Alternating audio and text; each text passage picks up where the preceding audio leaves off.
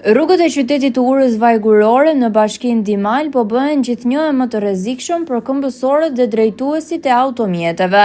Mungesa totale e vizave të bardha, ato që dikur orientonin, sot janë zhdukur nga rrugët, qoftë përpara shkollave, godinës së bashkisë apo në kryqëzimet kryesore.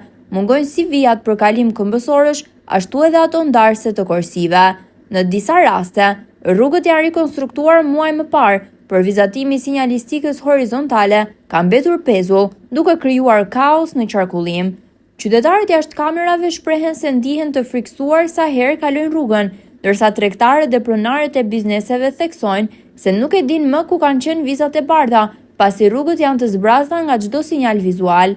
Pamjet flasin qartë, sinjalistika horizontale mungon totalisht, ndërsa në vend mbeten vetëm tabelat, që shpesh nuk mjaftojnë për të garantuar siguri.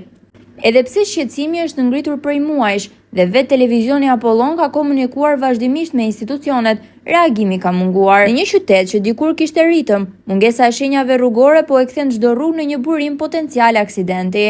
Institucionet duhet veprojnë menjëherë për sigurinë e qytetarëve dhe për rikthimin e një qyteti të harruar.